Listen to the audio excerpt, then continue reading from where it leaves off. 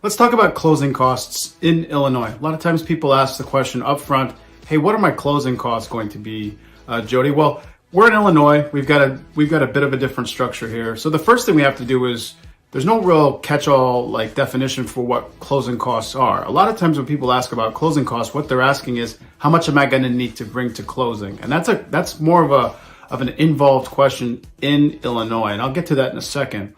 But basically, what your closing costs are and how you should think about these closing costs. Think about, a fountain, let's say in Las Vegas, where they've got those big pools of water with those fountains that go straight up, and then the water comes down after it comes down.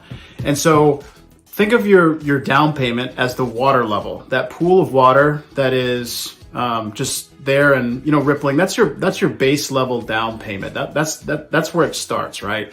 And then the fountain's got the spout and it goes straight up from there. So the things that make up closing costs are going to be things like the origination fee, any points you're going to pay. Those are going to be the only two things that are going to come from a lender. Everything else is going to be third party. Every single thing. And a lender can't participate on profit any place else. His company can't. It's only the one place that they're going to have a lender fee. Everything else is third party. Everything else is estimated up front. And you get invoices and things get tightened up to exact figures by the end. But we don't know every single thing up front. So we're tasked with estimating it. So again, water level, water's going up from the fountain. So you've got origination fee, you've got appraisal fee, you've got your attorney fee, you've got title. So title's going to be your biggest variable expense. In Illinois, remember, the seller's attorney chooses title. Okay, so we don't know what the title company is going to charge because we don't know which title company they're going to choose. So that fee could be $2,500. It could be $4,000. It could be $5,000 depending on your purchase price. So that variable is one that you have to keep an eye on, particularly if your cash to close is going to be lower. So keep that in mind too. So there's transactional costs that are going to make, again, that water level from the fountain go up. There's transactional costs. Those costs aren't coming back. You're paying people for services rendered. Those fees aren't going to come back.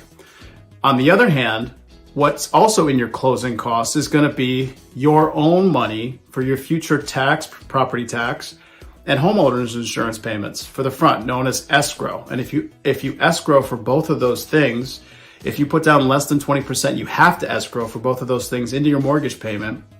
Then you have to prepay into these accounts that are your accounts, they're escrow accounts, and it's your future piggy bank to take care of property tax and insurance. How much do you have to pay into those? It depends on the calendar and it depends on your closing date, right? Relative to what county you're in and when their tax bills come due. And then your homeowner's insurance payment is just made from the year of closing every year on the same day, unless you change insurance carriers.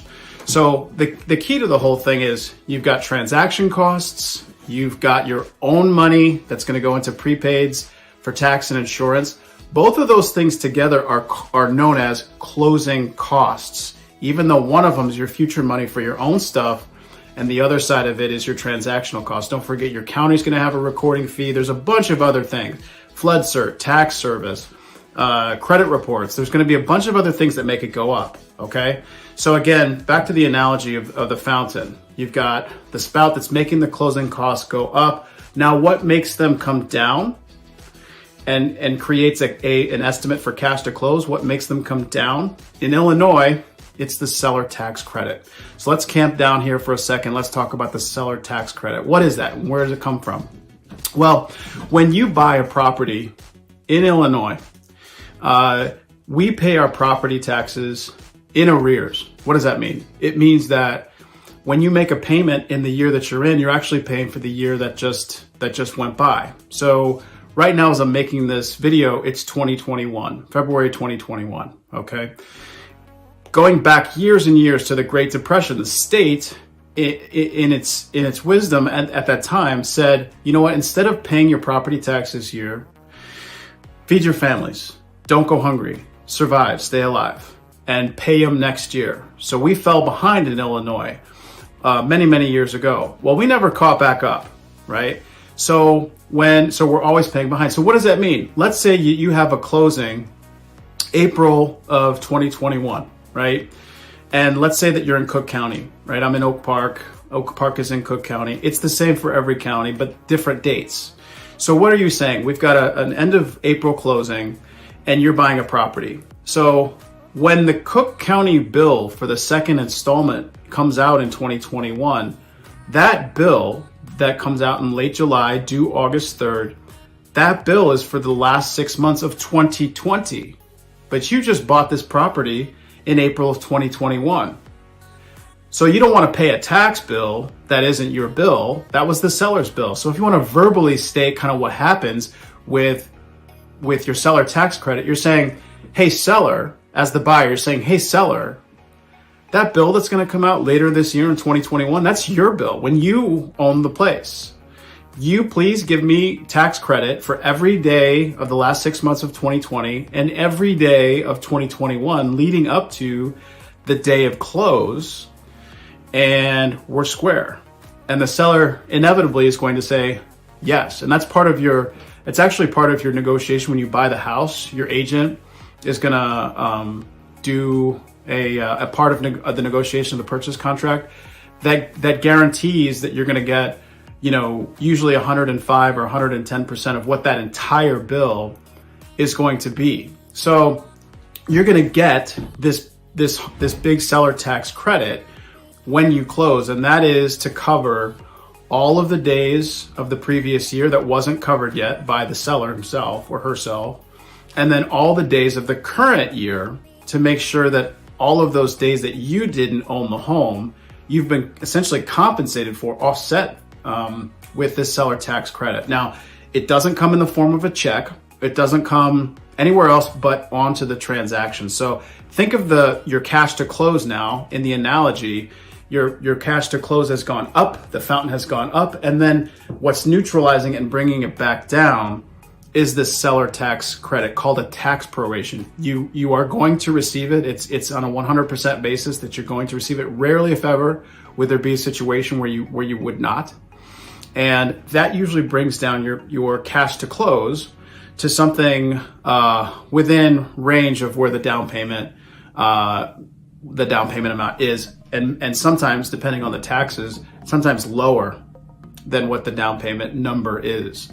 So there's a process there. Think of your cash to close as one giant long plus minus math equation, okay? Where things that are making it go up are the pluses, things that are making it go down are the minuses. So the minuses would be your seller tax proration. If you had a separate closing cost credit that was negotiated, if the seller is assisting you with paying the closing costs, which is allowed within some rules, those things. And then your earnest money too. Your earnest money counts as something that also brings down your cash to close because you already pay for it once. The lenders just need to verify the earnest money. So that's why you get a copy of the front and back of the earnest money check. Don't forget. Anyway, that's the best and easiest way that you should explain and understand kind of closing costs. Remember, closing costs have multiple definitions, okay? On the documentation, when you go under contract and get your loan estimate, the closing costs are a function of two different things: the actual transaction costs, as well as your own money for prepaids for tax and insurance. And that money can be doubling what this amount is over here. So just make sure that you have an understanding of what you're actually asking. And then if you're actually just trying to get to your cash to close estimate, like if you want to really estimate, and you've written an earnest money check, then it's a really conservative sort of, a conservative estimate as to what you'd be bringing is down payment plus $5,000. If you wanted to just, without looking at a piece of paper and seeing what it is, a conservative estimate of what you'd be bringing to closing, down payment plus $5,000. Okay, but I wanted to go through the intricacies of it a little bit because it's not like there's a set standard amount of closing costs and this is what it is, or that it's all coming from the lender. Okay, when people say what are the closing costs, a lot of times they don't realize that out of the 20 something closing costs line items, only one or two of them are coming from us. The rest of them are estimated by us up front because we're required to by the government. We're required to estimate other people's fees. And we want to figure out for you also what your closing costs are going to be in terms of what you're going to escrow for your own tax and insurance for future tax bills, which again isn't really a cost, but it's going to get lumped in on your documentation as an estimated closing cost. Okay, so just reach out to me if you have any questions. 630-302-2700. I appreciate it. Hopefully I'll see you soon. Take care.